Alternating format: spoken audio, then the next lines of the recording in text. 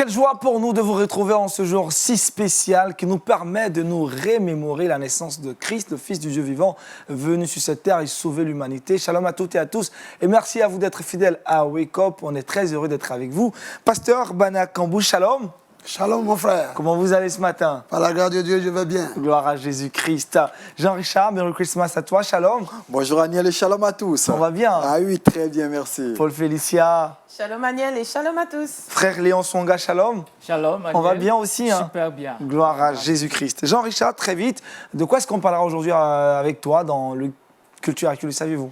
Dans la culture actuelle, on parlera dessin animé. On va proposer pourquoi pas un dessin animé à toutes les personnes qui nous regardent aujourd'hui. C'est pour les enfants, question de permettre aux familles de le regarder avec leurs enfants notamment. Et puis dans le saviez-vous, on ira au Brésil pour parler de politique. Politique avec Jean-Richard dans le saviez-vous, avec Paul Félicia, 4 idées pour passer de bons moments en famille. Exactement, tu l'as dit, tu as donné le temps de ma C'est tellement chronique. Et c'est la période des fêtes, on le sait tous. Donc je vais parler de 4 petites idées pour passer un excellent moment en famille. Période de fête, on veut dire je t'aime à notre enfant, on a du mal à savoir comment est-ce qu'il faut le dire. Est-ce qu'on passe toujours par les méthodes traditionnelles et classiques? Comment dire je t'aime à son enfant? Le thème que M. Léon Songa va aborder, thème assez intéressant, très bon. On peut se tromper dans la façon de dire je t'aime à son enfant? Tout à fait. Tout à fait. On peut vraiment se tromper. C'est une question de communication. Et donc, on verra aujourd'hui comment est-ce qu'on peut dire je t'aime à son enfant de la meilleure Comment dire manière. je t'aime à son enfant? Le thème, il est tellement bon. Mais pour l'instant, Dieu nous a donné un sublime cadeau, un très beau cadeau. Le pasteur va aborder la question tout à l'heure. Le don de Dieu à l'humanité, c'est le thème qu'il abordera dans la méditation du jour. Donc, méditons ensemble.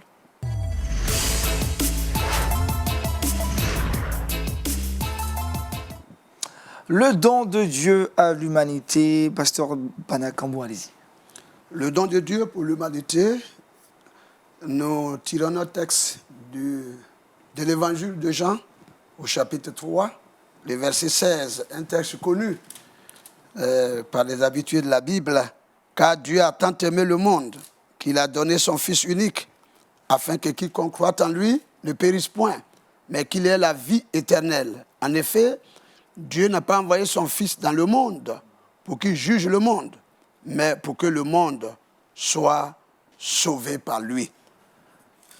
Dans la méditation de ce matin, nous parlerons de ce précieux don de Dieu pour l'humanité.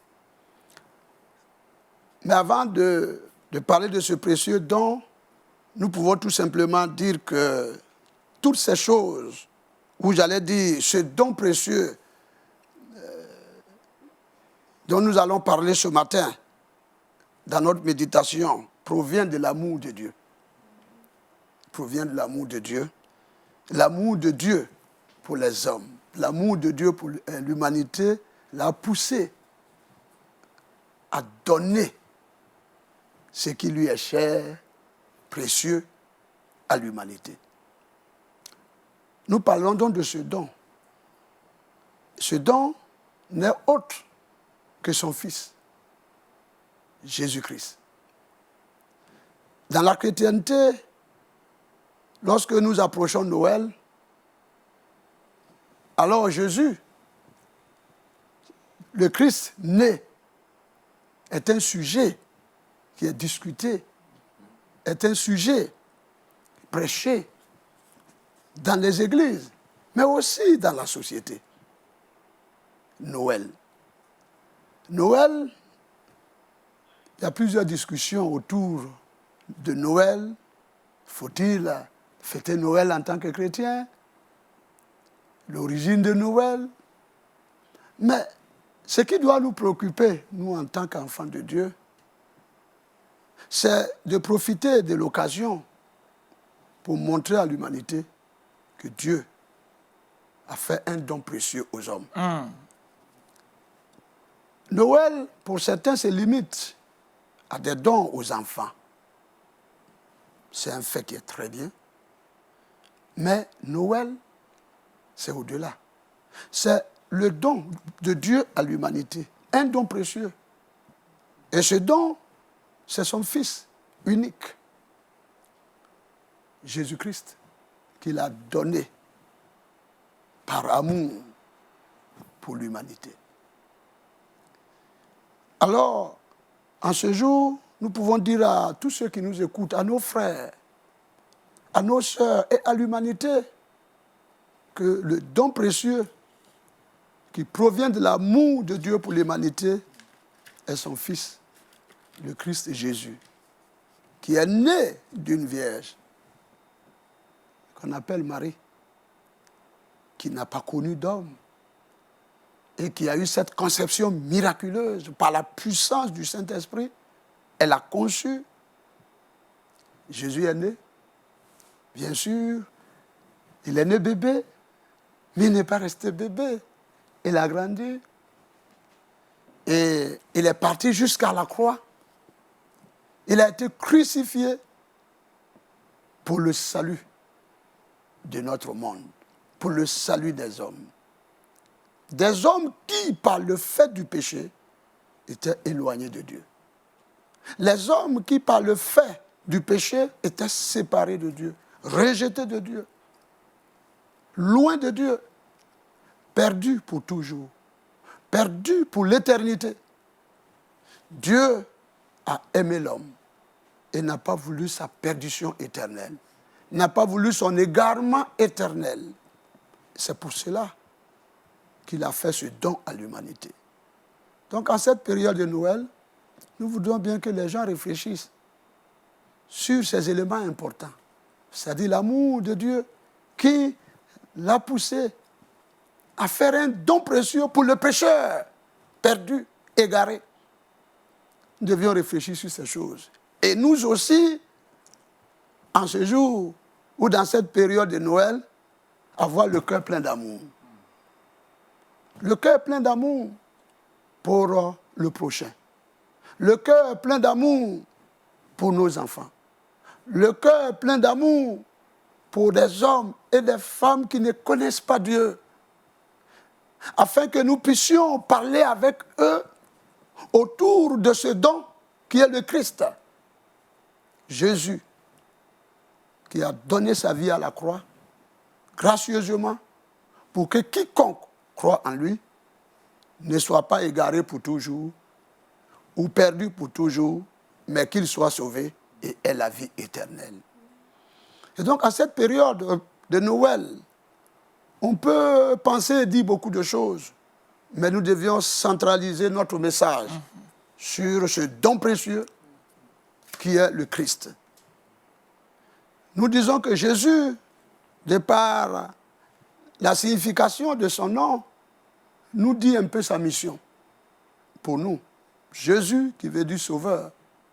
Thème simple, en définition simple, Jésus veut dire sauveur. Et Jésus est venu pour sauver l'humanité pécheresse. L'humanité perdue, éloignée par le fait du péché, ne peut recevoir le pardon que par le sacrifice de Jésus. Donc pour nous qui avons cru, soyons rassurés que nos péchés nous sont pardonnés. Et proclamer cette vérité autour de nous, afin que des hommes et des femmes parviennent au salut par la foi en Christ Jésus. Aussi, Jésus-Christ, le Christ. Le Christ, c'est oint de Dieu, envoyé de Dieu. C'est donc ce don-là que Dieu a envoyé. Il y a aujourd'hui plusieurs prophètes, plusieurs prédicateurs, mais c'est lui que Dieu a envoyé comme don, comme cadeau pour sauver l'humanité, c'est Jésus-Christ. C'est Jésus-Christ. Alors, c'est lui que Dieu a envoyé. Dieu n'a envoyé autre que le Christ. Et en cette période de fête de Noël, nous pouvons révéler à l'humanité que Jésus-Christ a été l'envoyé de Dieu pour le salut de l'humanité.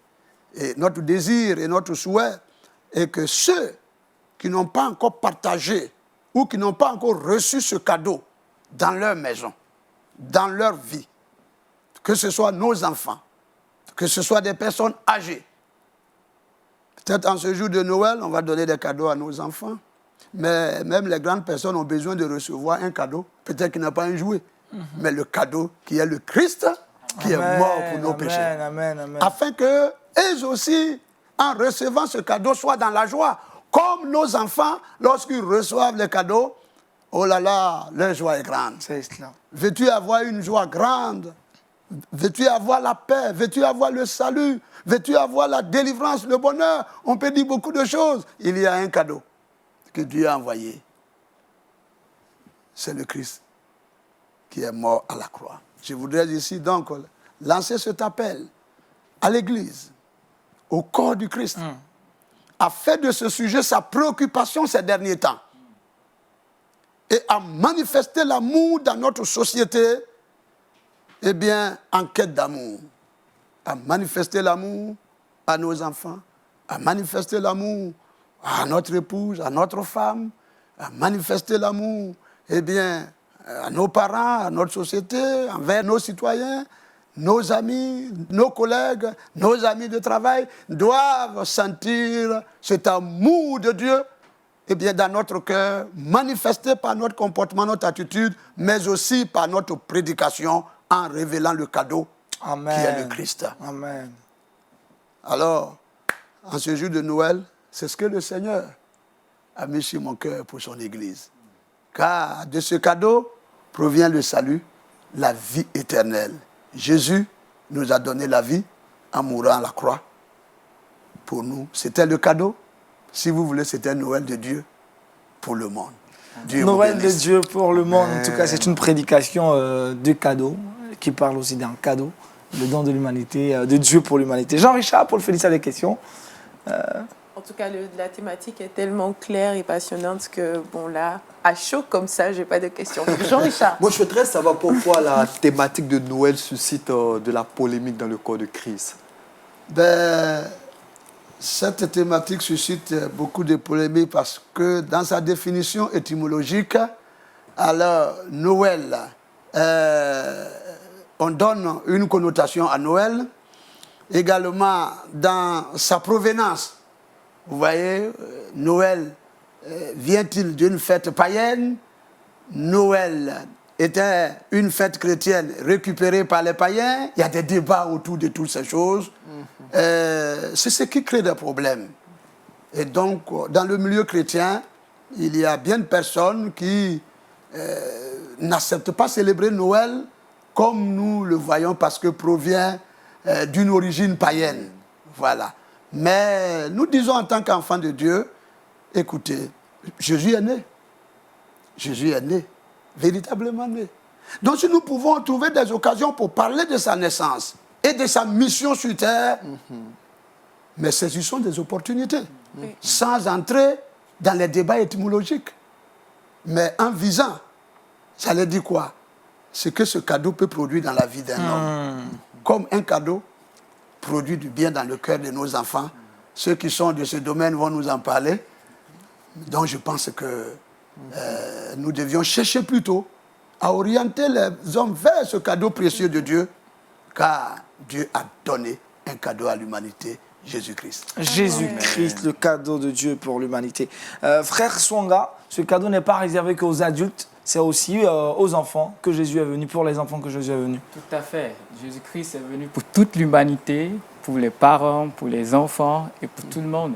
Donc nos enfants aussi doivent saisir ce cadeau que Christ a donné à l'humanité. Ah, justement, et on en parlera aujourd'hui aussi, comment est-ce que, en tant que parents, on puisse aimer nos différents enfants. Pasteur, vous allez prier après cette belle exhortation que je considère comme un cadeau pour cette fête de Noël. Priez que Dieu nous aide à pouvoir comprendre l'essentiel. Le but, c'est vraiment de sauver l'humanité à travers la naissance, la venue de Christ sur cette terre. Seigneur, notre Dieu et notre Père, merci pour ce grand amour manifesté à l'endroit de l'humanité. L'humanité pécheresse, l'humanité éloignée de toi, perdue par le fait du péché. Tu as manifesté ce grand amour en donnant ton Fils unique, ce cadeau précieux pour le salut de l'humanité, pour le salut des hommes, des femmes, pour le salut de la jeunesse, pour le salut de nos enfants. Père, nous te bénissons en ce jour pour ce beau cadeau que tu as donné gracieusement pour notre salut. Pour nous, nous avons cru en Christ et nous avons le salut en Jésus-Christ. Mais il y a bien de frères, bien d'amis, bien de parents, bien de nos citoyens qui ne connaissent pas ce don précieux qui est le Christ. Nous prions qu'en ce jour, Seigneur, l'évangile qui sera prêché partout, et de par cette célébration de la fête de Noël, les yeux des uns des autres s'ouvrent sur la vérité de leur état, mais le salut qu'on obtient par le sacrifice de Jésus. Car c'est par son sang, eh bien, que nous sommes purifiés et que nous sommes pardonnés. Et c'est par son sacrifice à la croix que nous avons cette vie éternelle. Bénis tous ceux qui entendront ce message, et aussi bien tous ceux qui entendront dans les églises et partout. Et que le salut soit le partage de notre humanité. Au nom de Jésus. Amen. Amen. Amen. Merci encore au pasteur Bana Kambou. Le don de Dieu pour l'humanité, tel le thème qu'il a abordé dans la méditation. On va maintenant parler culture chrétienne avec Jean-Richard dans Culture Actu.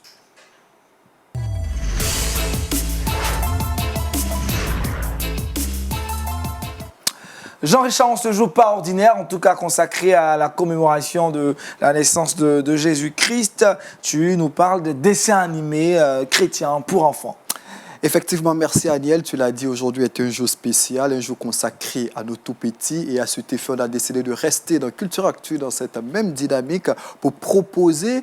J'avais voulu proposer une sélection filmique, mais au finish, on a décidé de s'arrêter sur un film qui est sorti, pour la petite histoire, le 29 décembre 2012. Voici donc plus de 7 ans que ce film est sorti. C'est un film de 45 minutes. Le titre, vous le voyez chez vous, Les miracles de Jésus. Eh bien, c'est un film qui s'appuie sur la Bible, sur l'histoire notamment de Jésus-Christ, qui revient sur les grandes étapes de sa vie, mais surtout sur les miracles de Jésus-Christ.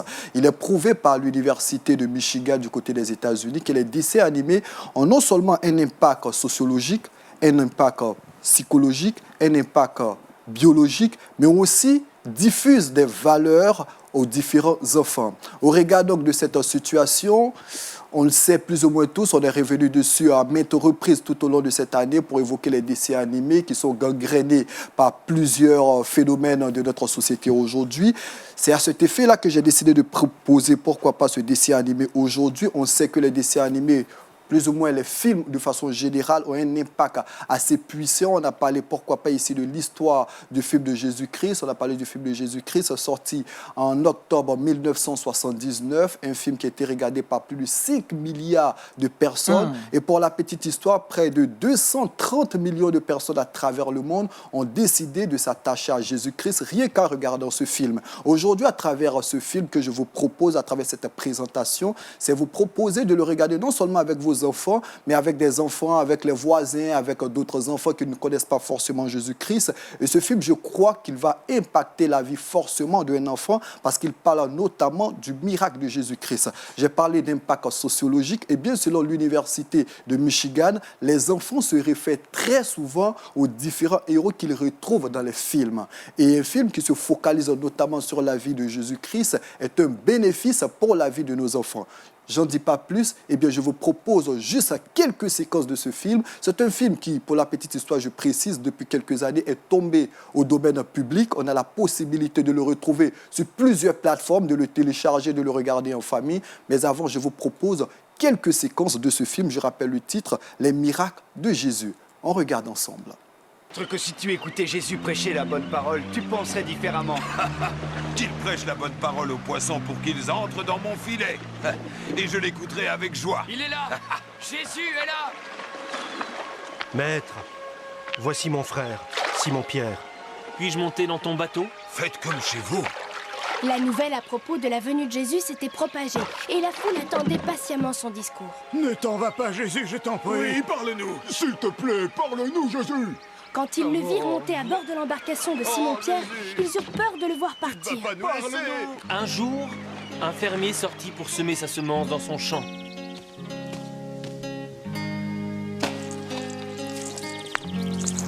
Comme il le semait, des graines sont tombées au bord du chemin. Les oiseaux sont arrivés et ces graines ont rapidement été englouties. Une autre volée de graines est tombée sur la pierre où il n'y avait pas beaucoup de terre. Malgré tout, les pousses sortirent rapidement, mais lorsque le soleil monta, les jeunes plants roussirent. Parce qu'ils n'avaient pas de racines. Ils se desséchèrent et moururent.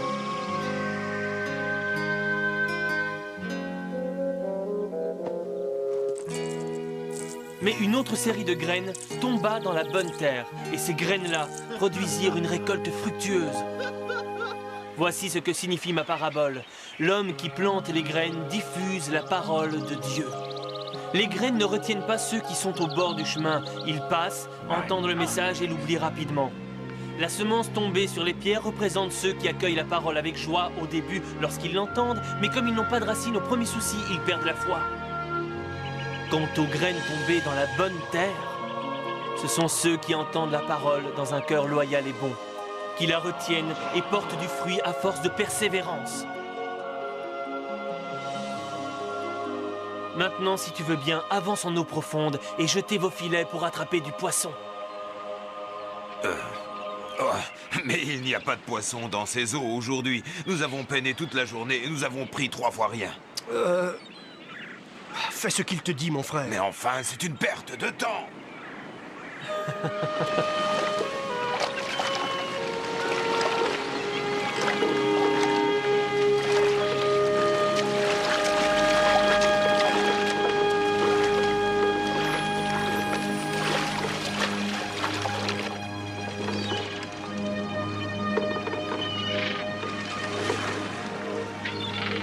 Comme je le disais, nous perdons notre temps. Remontez vos filets. Mais enfin, Fais ce qu'il te dit, bon sang. comme vous voudrez. Toi, Jacques, Jean, aidez-nous.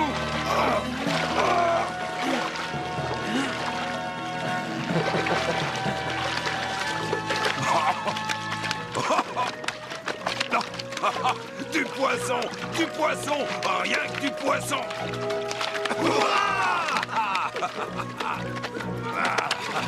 Regardez-moi ça.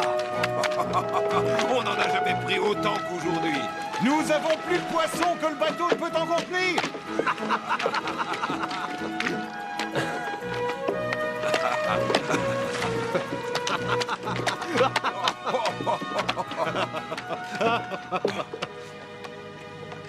Éloigne-toi de moi, Seigneur, car je suis un pécheur. Il n'y a pas de bonté dans mon cœur. Je ne suis pas digne de toi. Sois sans crainte, Simon-Pierre. Rejoins-moi et viens capturer des hommes au lieu du poisson.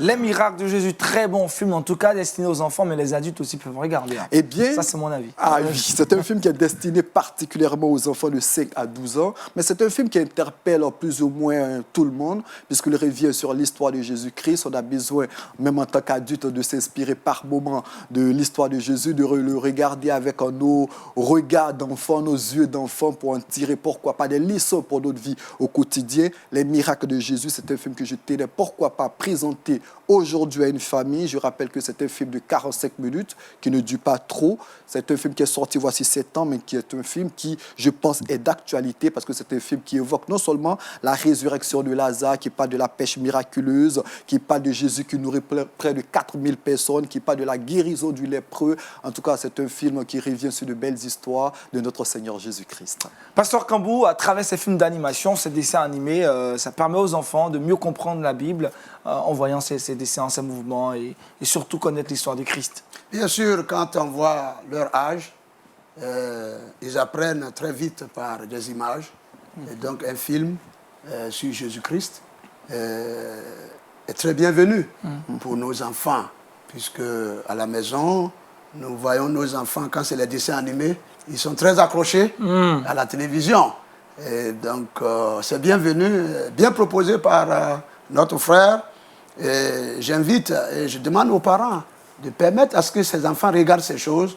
Et ils vont s'identifier aux héros de la Bible. Et je crois que c'est mieux pour nos enfants dans cette société d'aujourd'hui. Monsieur Léon Songa, votre avis sur... Jésus-Christ demeure le héros de tous les temps. Donc il est bien que nos enfants puissent s'identifier à cet héros parfait. Ils sont en quête de savoir, de connaissance, de pouvoir s'identifier à quelqu'un. Donc, si Jésus-Christ leur est présenté, ils gardent cette image et c'est plus facile pour eux de croire et d'obéir en voyant Jésus faire et agir. Jean-Richard, autre chose à ajouter? On rappelle tout simplement le titre du film, Les miracles de Jésus, que vous pouvez retrouver sur plusieurs plateformes, sorti en décembre 2012, 45 minutes de bonheur, 45 minutes d'histoire, 45 minutes de la vie de notre Seigneur Jésus-Christ. Je vous le recommande en cette journée.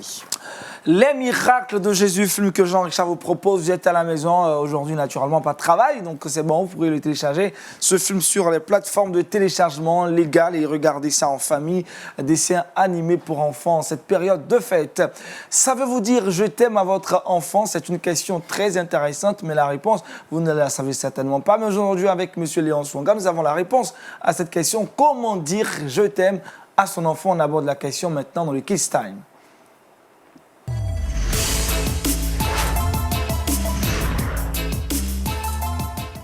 Frère Léon Swanga, il est membre de Jeunesse en Mission et aujourd'hui le thème, en tout cas ça me dit beaucoup et Jean-Richard il est pressé. Comment dire je t'aime à son enfant? Je voyais quand on parlait dessus, le pasteur, ça va être intéressant ça, hein. dans l'introduction de l'émission. Alors nous sommes à vous, comment dire je t'aime à son enfant? Super, merci bien Aniel.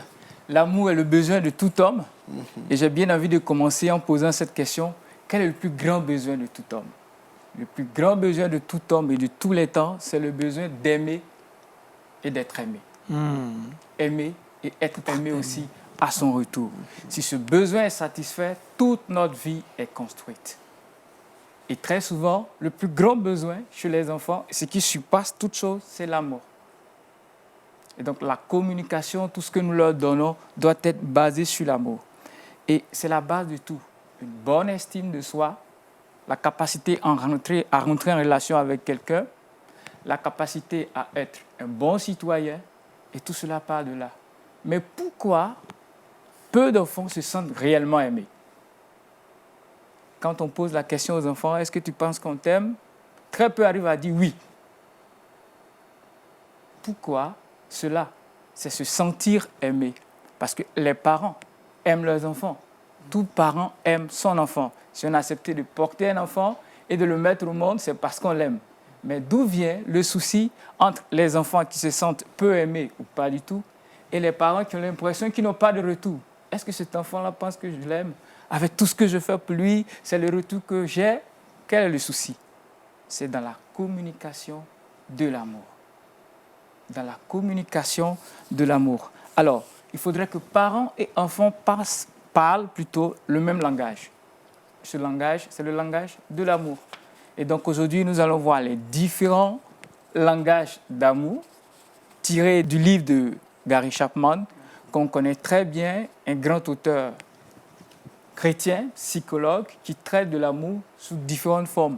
Vous verrez le livre, le langage d'amour sous différentes formes. Et là, nous allons essayer de l'adapter à nos petits-enfants pour aider nos parents à pouvoir mieux communiquer leur amour à leurs enfants. Allez-y. Alors, nous avons 5 types de langage d'amour. Il y a le toucher physique, les paroles valorisantes, les moments de qualité, les cadeaux et le service rendu. Ces 5 langages, nous les avons tous, mais à proportion différente. On va le reprendre, les différents langages. Les parents, ceux qui sont en train de noter. Le toucher physique, les paroles valorisantes, les moments de qualité, les services rendus et les cadeaux. Voilà, nous allons essayer de les parcourir et je pense que les parents et les enfants qui nous suivent vont pouvoir tirer des astuces pour pouvoir mieux communiquer leur amour. Le besoin du toucher physique chez l'enfant. Quand nous lisons Marc chapitre 10, le verset 14 à 16, il est dit « Puis il est pris dans ses bras et les bénit en leur imposant les mains. » Il s'agit de Jésus-Christ. Jésus-Christ se met au niveau des enfants, il s'abaisse, il descend, il les touche, il parle avec eux. Parce que Jésus-Christ a compris que s'il reste là-haut pour pouvoir communiquer aux enfants, il y a déjà une séparation. Descendre au niveau de l'enfant, le toucher, le prendre dans les bras, ça communique. Ah, il m'aime, je suis important, il vient à mon niveau. Cet enfant-là se sent tout de suite aimé. Alors, le toucher physique selon les âges. Pour les bébés, c'est des soins, des câlins, des bisous. C'est pour ça que nos bébés aiment qu'on les prenne, qu'on les porte. Souvent, ils n'ont rien, mais ils attirent notre attention. Juste un petit câlin et ils descendent, ils sont tout heureux. Pour l'enfant, jeu où on touche. Pour ceux qui commencent déjà à marcher, tout de suite quand papa vient s'asseoir ou bien papa rentre du boulot, qu'est-ce qu'ils font? Ils veulent venir s'asseoir sur le pied de papa. C'est juste leur manière de communiquer l'amour. Quelque chose que j'aimerais ajouter, le langage d'amour, c'est de cette manière que j'aimerais recevoir l'amour et c'est de cette même manière que je communique l'amour. OK? À l'âge scolaire, les bisous, les baisers au départ et au retour, quand ils sont encore à l'école primaire, ils aiment bien ça. Bisous, bye bye. Si vous ne le faites pas, quand ils vous disent au revoir, ils font comme ça. Juste pour vous dire, maman, je t'aime, papa, je t'aime, et à tout à l'heure. Pour les ados, lorsqu'ils grandissent, il faut un toucher approprié. Votre petit garçon, votre petite fille que vous embrassez devant ses amis, quand on devient ado, tout de suite, on veut s'identifier. Je ne suis plus un enfant, maman. Les parents sont frustrés.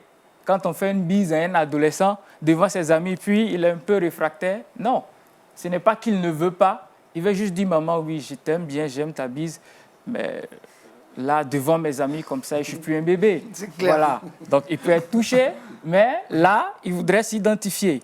Donc, comme Jésus même l'a fait, on a des enfants qui expriment et qui reçoivent de l'amour par le toucher physique. Les contacts. Comment vas-tu, mon garçon? Une tape sur l'épaule, tape là, bravo, super. Ça les marque. C'est notre premier langage. Le deuxième, les paroles valorisantes. Proverbe 18, 21. La mort et la vie sont au pouvoir de la langue. Je peux construire comme je peux détruire une vie, la vie de mon enfant, par mes propos. Donc, des paroles d'affection pour l'encourager, pour le motiver. Des mots tendres. Waouh, bravo, tu as bien écrit. Waouh, super ma fille, tu es toute belle. Ça construit leur estime de soi.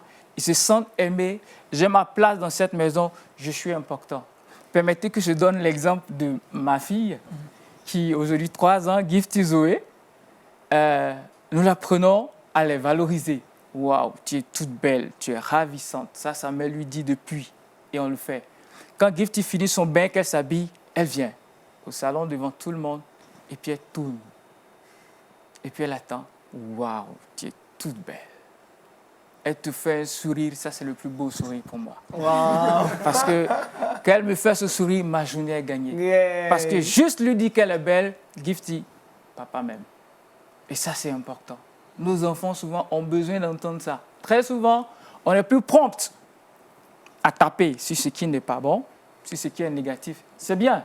Dans l'éducation, il faut être ferme, il faut être rigide.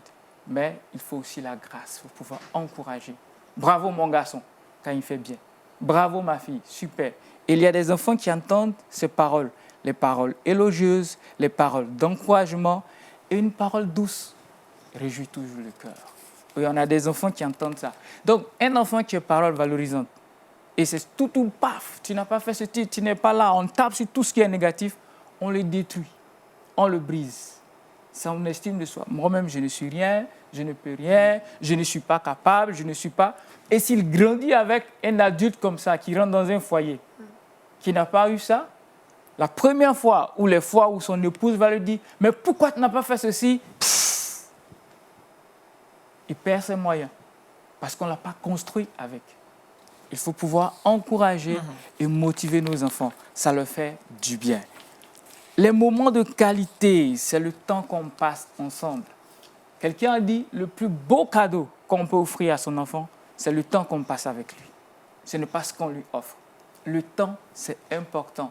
Pour ceux qui sont moments de qualité, être ensemble, jouer, sortir, des temps pour chaque enfant.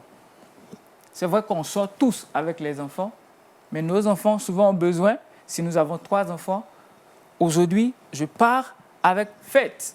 Fête, c'est mon premier fils. C'est le temps de fête. Ah, je sors avec papa. On va faire des courses, on va faire ceci. Fête, c'est que c'est lui. Ce temps, papa me l'a consacré. Maman me l'a consacré.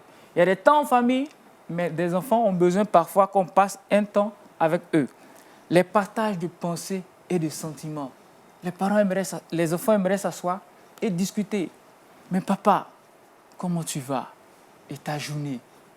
Dernièrement, mon fils me demande, mais papa, comment tu as rencontré maman? Comment vous vous êtes mariés? Il a quel âge? Il a 5 ans. Wow.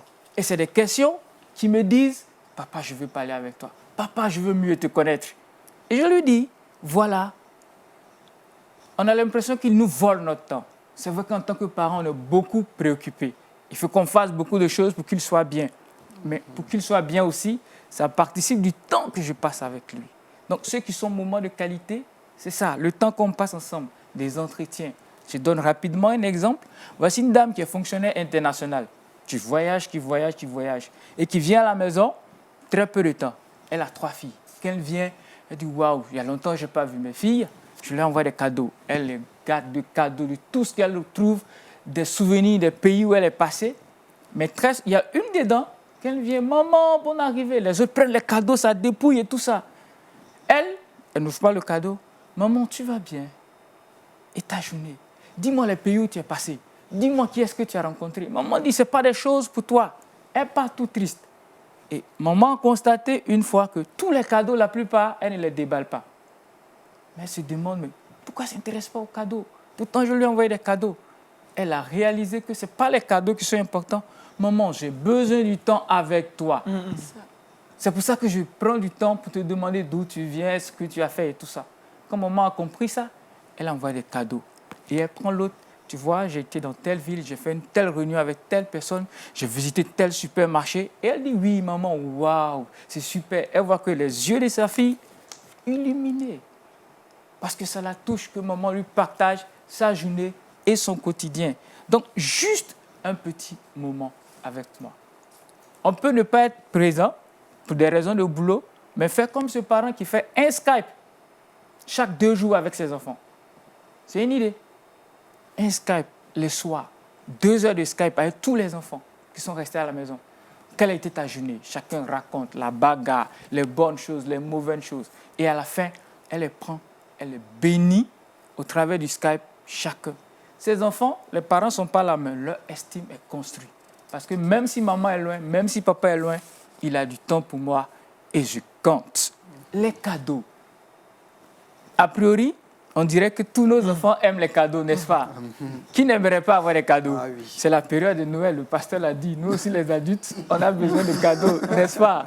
Nos enfants aiment les cadeaux, mais ce n'est pas systématique. Les enfants qui aiment les cadeaux, vous verrez tout de suite la différence. Quand vous leur donnez quelque chose, l'attitude qu'ils ont face à ce cadeau. Ils prennent le cadeau, ils prennent du temps pour le déballer, ils rangent ce cadeau, ils l'exposent. Quand tout de suite un oncle, un parent vient, « Papa m'a offert un cadeau », même l'emballage est important. Et cet enfant, le plus important, « Waouh, papa, en rentrant, a pensé à moi ». Et c'est des cadeaux, c'est des petits trucs. Ils ne veulent pas forcément de grandes choses. Est-ce que papa m'a ramené quelque chose? Même une sucette, l'effet que ça peut produire. Mais papa a tout le temps à travailler. Je sais que maman est préoccupée, mais en venant, elle m'a apporté quelque chose. Ce qui veut dire, jeter dans le cœur la pensée de maman durant toute la journée. Waouh! Même si maman n'est pas là, même si papa n'est pas là, il m'aime. C'est le message et on retient cela. Valoriser le fait de donner. On apprend ici à nos enfants aussi à partager, à donner. Un enfant qui est donné, tout de suite, quand il reçoit quelque chose, il veut partager. Il veut donner quelque chose. Ah, est-ce qu'on peut donner ça à Paul? Est-ce qu'on peut donner ça à mon cousin? Est-ce qu'on peut donner ceci? Et apprenons à nos enfants aussi à donner. Par exemple, ils ont des vêtements qui ne les rendent plus. Ah, à qui est-ce que tu penses qu'on peut donner ça? On peut donner à tel enfant. Prends, prie, et puis toi-même fais le don. On enseigne à nos enfants à faire des dons, à donner. Ce n'est pas quand ils seront adultes, venez donner pour telle activité, venez donner pour ça. Si on ne leur a pas appris à donner, il va nous falloir donner beaucoup de paroles de mobilisation, de prophéties, avant qu'ils ne donnent. Si tout petit, il a appris à donner, écoutez, on n'aura pas de soucis pour les projets de l'Église. Spontanément, ils viendront donner. C'est là qu'il faut construire. Attention aussi à la façon de donner. Il ne faut pas donner parce qu'ils sont cadeaux, parce qu'on a les moyens. Il faut saisir des moments, des occasions. Moi, par exemple, ça, c'est quelque chose que j'essaie d'adopter avec mon épouse. On évite, sinon on travaille, à ne pas forcément donner des cadeaux aux enfants durant les temps de fête. On fait un effort bien avant, des mois avant, de leur donner des cadeaux. Chaque 2 ou 3 mois, d'offrir quelque chose, de telle sorte que le cadeau n'est pas lié à une fête. Je lui donne un cadeau parce que c'est mon fils, c'est ma fille et je l'aime.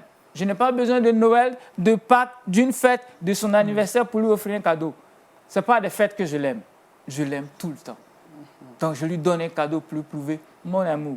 C'est sûr, en Noël, les autres ont des cadeaux, on va leur donner. Mais le cadeau est dans leur vie de tous les jours, à tout moment, ils peuvent recevoir quelque chose. Offrir aussi des cadeaux intéressants qui vont pouvoir les aider et les construire. Les services rendus. Des services désintéressés. On a des enfants qui veulent aider pour tout. Il a 3 ans, 4 ans, il veut aider. Et souvent, ils aident pour des choses qui les dépassent. Voilà un enfant de 6 ans qui a remarqué des toits d'araignée. Les parents ne sont pas là, il prend le balai, il monte sur la table, il superpose au moins 3 tabourets et en voulant essuyer, paf, il tombe, il fait un accident, il se casse le bras. Mais pourquoi tu as fait ça, patati? Nous les parents, tout de suite, on est effrayés, mais ce n'est pas normal, pourquoi? Et voilà la réponse de l'enfant. Je voulais aider. Ça refroidit carrément les parents. C'est la motivation de l'enfant qu'il faut voir. Est-ce qu'il voulait se mettre en danger? Non. C'était un plaisir pour lui de se casser les mains? Non. Mais il est tout petit, on lui apprend oui. Prochainement, si tu observes quelque chose, viens demander. On va t'aider à le faire. Super. Tu as voulu aider. Quand tu vas te rétablir, on va faire un ménage général et c'est toi qui vas diriger le ménage. Et ça aide nos enfants. Parce que quand ils grandissent, avec les adolescents, tu as balayé ta chambre, je vais le faire. Et ça fait 3 mois, la chambre n'est pas balayée et ça pue. Mais c'est quand ils sont tout petits, ils s'intéressent. Elle vient à la cuisine. Maman, je vais t'aider. Non, tu ne sais pas tirer le riz. Non, tu ne vas pas couper la viande. Non, il y a un danger. C'est là qu'ils doivent apprendre le service. OK, on lui donne un petit truc à faire. Pour les assiettes, lave tes gobelets, même si ce n'est pas propre, après on récupère. Ça enseigne à nos enfants l'amour. Ils veulent servir. Donnez-leur l'occasion de servir. Être au service des autres. La prise d'initiative. Des services appropriés par rapport à l'âge. Et ils apprennent que le plus grand du royaume, c'est qui? C'est celui qui sert. C'est lui qui sert. Donc, voici un peu les différents langages d'amour. Ce que nos enfants ont besoin de recevoir. Si nous arrivons à leur communiquer cela, nous verrons que nous aurons peu de défis avec eux. Et même nous adultes, pour ceux qui sont mariés, c'est pratiquement le même langage. C'est comme ça que j'aimerais que ma femme m'aime et c'est comme ça qu'elle aimerait ressentir aussi de l'amour. Donc, voici quelques moyens, les 5 langages pour pouvoir dire « je t'aime » à son enfant. Merci frère Aswanga Léon. En tout cas, c'est une intervention très instructive en cette période de fête pour permettre aux parents de savoir dire je t'aime à leurs enfants. Alors, est-ce que le langage est inné ou cela est conditionné par l'environnement? Le langage d'amour. Est-ce qu'on est avec ce langage? À la base, on est avec, puisque Dieu nous aime, il nous a créés pour aimer, pour être aimés. Donc l'amour est déjà en nous. Mais cela peut être façonné par des circonstances, des événements. Mais ça ne change rien au fait que ce langage-là est en nous. Et ce qu'il faut ajouter, nous avons tous les 5 langages à des proportions différentes, des pourcentages différents. Chez la sœur, ça peut être service qui déborde, on voit ça tout de suite. Chez Jean-Charles, ça peut être les cadeaux, donc il faut faire beaucoup de cadeaux à Jean-Charles, il sera très efficace ici à LMTV.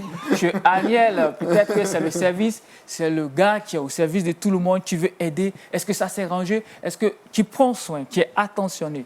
Donc à des proportions différentes. Des événements, des circonstances peuvent freiner ou modifier. Par exemple, pour quelqu'un qui est service, qui est généreux, tout de suite, des gens abusent.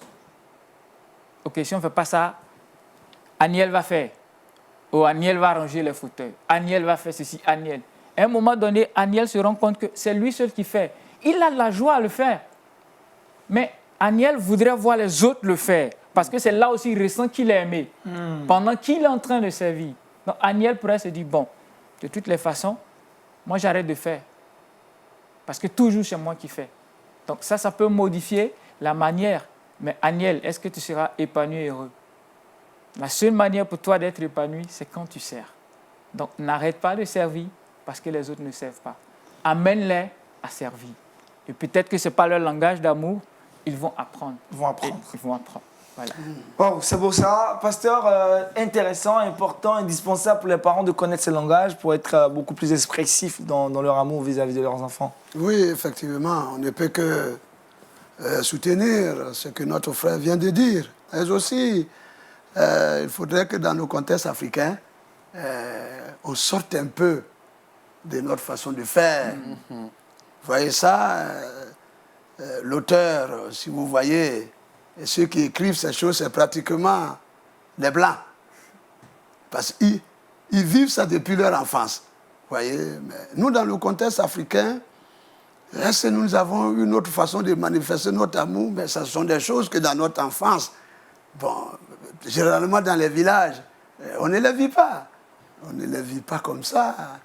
Mais avec ce qu'il dit, aujourd'hui, le contexte africain, même dans nos villages, enseigner à nos parents, de sorte que même les enfants qui sortent des campagnes et qui viennent en ville sachent vivre l'amour et manifester eh bien, l'amour et en recevoir. Sinon, nous avons des petits délinquants, des brigands qui, à la maison, ont hérité de ces bagarres, des paroles dures, brimants. C'est ce que nous retrouvons dans nos rues. Des petits qui ne savent pas eh bien, respecter l'âge avancé et tout. C'est lié à toutes ces choses-là. Nous sommes dans un milieu où il faut que nous puissions changer. Et je suis d'accord vraiment avec tout ce qu'il a dit, que ce soit pour nos enfants, mais aussi, il a bien dit en faisant cette ouverture, dans nos foyers. Dans le foyer aussi. Dans le foyer. Entre monsieur et madame, ces 5 langages d'amour-là doivent nous accompagner. Je pense que et les parents et les enfants, tout le monde a été servi. C'est un très bon cadeau de Noël en tout cas. Alors merci encore frère Léon Swanga pour cette intervention sur comment dire je t'aime à son enfant. Félicia, parmi ces 5 langages, elle en a choisi un, le moment de qualité. Elle en parlera. Comment passer, bien passer de bons moments en famille, c'est maintenant dans le Trickbox.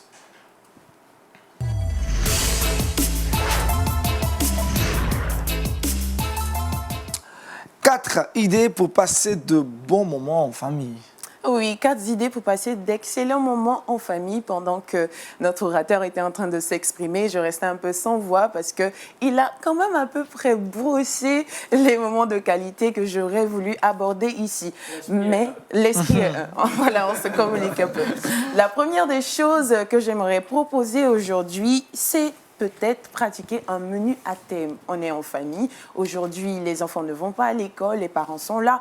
Pourquoi ne pas cuisiner ensemble? C'est-à-dire, on choisit la préférence de vos enfants, que ce soit des crêpes ou bien un menu spécial. On rentre tous dans la cuisine, on profite pour passer d'excellents moments. Ça va faire du bien aux parents et ça va détendre les enfants. Ça, c'est une activité qu'on peut faire en famille qui va favoriser d'excellents et de bons moments ensemble. La deuxième des choses que vous pouvez faire, c'est de faire une soirée jeu de société. On dit oui aux jeux de société qui durent par exemple 1 heure ou bien un petit puzzle qu'on peut sélectionner, qu'on va pratiquer tous ensemble et ça va permettre aux uns et aux autres de pouvoir passer une activité très intéressante et qui va détendre tout le monde. La troisième des choses que vous pouvez faire, c'est le jeu des 3 moments. Et je pense que l'orateur en a parlé à peu près.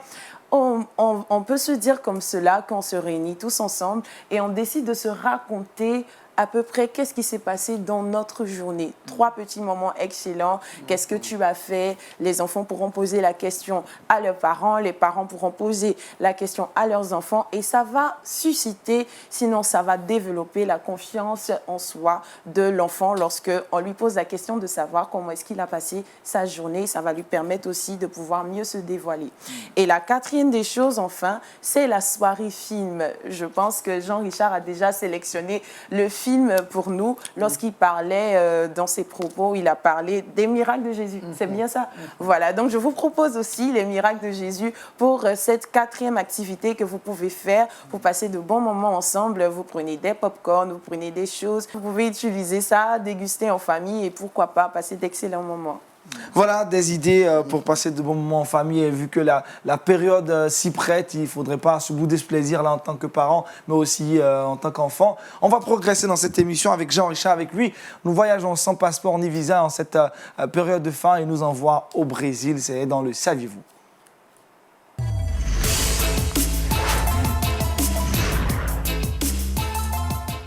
Jean-Richard, on atterrit au Brésil pour parler de quoi exactement? Merci Aniel, on atterrit au Brésil et je vous pose cette question. L'actualité au Brésil, en prélude aux fêtes, a été marquée par un événement au palais présidentiel. Saviez-vous de quoi il s'agit? Eh bien, le président a reçu des personnalités de marque et de choix. Saviez-vous quel type de personnalité a-t-il reçu dans son palais à quelques heures de la fin de l'année? Des hommes de Dieu, des pasteurs. Effectivement, des pasteurs.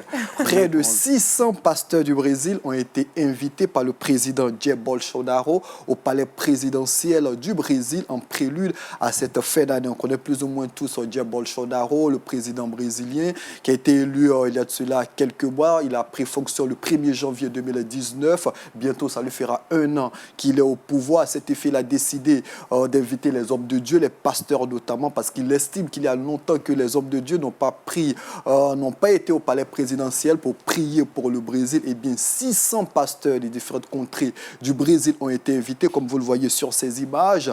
Et puis, il y avait des chants, des prières, des cantiques pour glorifier le Seigneur Jésus-Christ. Ces pasteurs ont prié notamment pour le pays. C'est une rencontre qui a été saluée par plusieurs personnes. Mais comme de coutume, c'est une rencontre qui a été critiquée, dénigrée par certaines personnes qui estiment que le Brésil est un pays laïque et que le président ne devait pas s'afficher avec des hommes de Dieu. Il a dit pour lui, l'homme du Brésil, c'est Jésus-Christ. Il a réaffirmé son attachement à Jésus-Christ et il a demandé aux hommes de Dieu de continuer dans leur élan de prière pour le Brésil afin que le pays tout entier soit gagné par Jésus-Christ. Pasteur, que dire d'une telle initiative, d'une telle action du président brésilien? J'approuve vraiment son initiative, son action. Inviter des hommes de Dieu à aller prier pour le pays, aller prier pour le bon fonctionnement de la nation est une bonne chose. Est une bonne chose. S'il avait invité les hommes de Dieu à aller les nourrir, leur donner de l'argent, empocher des millions pour partir, là, ça n'aurait pas de sens. Mais aller prier pour une nation, aller prier pour un pays, je crois qu'il a bien fait. Et vous savez, sans polémique, chaque pays, on a des pays islamiques, mais eux aussi, ils prient pour leur nation. Ils prient. Un pays chrétien, les chrétiens doivent, et les hommes de Dieu doivent, se mettre à l'avant-garde pour prier, pour lever le pays vers Dieu, pour sa bénédiction, même s'il y a d'autres confessions. Puisque ce que nous faisons ou ce qu'ils font là, ce n'est pas pour eux seuls, c'est pour toute la nation. C'est pour toute la nation, donc il faut apprécier de telles initiatives. Merci Jean-Richard, d'autres choses à rajouter sur cette action? Ce qu'il faut rappeler tout simplement, c'est que le président brésilien a décidé d'initier cette initiative. Il dit chaque année, en fin d'année, il va inviter les hommes de Dieu afin qu'ils puissent prier pour la nation, pour l'année qui s'ouvre, afin que les bénédictions du Seigneur couvrent véritablement le pays. Ça devient une institution, il va perpétuer cette initiative. Paul Félicien, le verset boussole? Jean, chapitre 3, verset 16. « Car Dieu a tant aimé le monde qu'il a donné son Fils unique, afin que quiconque croit en lui ne périsse point, mais qu'il ait la vie éternelle. » Et son Fils unique, c'est bien Jésus-Christ qu'on célèbre aujourd'hui en cette fête de Noël. Merci encore au pasteur Bana Kambou. Ce matin, on a été bénis par cette exhortation, le don de Dieu pour l'humanité. Avec le frère Swanga, comment dire « je t'aime » à son enfant. Je rappelle rapidement les 5 langages, de quoi permettre à ceux qui nous prennent en fin d'émission, les touchés physiques, les paroles valorisantes, les moments de qualité, les services, mais aussi les cadeaux. N'oubliez pas d'observer vos enfants, de les connaître, mais aussi à appliquer dans vos différentes relations de couple. Merci Paul Félicien, Jean-Richard, merci à toute l'équipe de réalisation. Ce fut un plaisir pour nous de partager cette fête à l'antenne dans cette émission. Bonne suite des programmes sur Lumière du Monde Télévision, de très bons programmes pour vous édifier. On se retrouvera naturellement le vendredi pour un autre épisode de cette émission. D'ici là, portez-vous bien et shalom chez vous.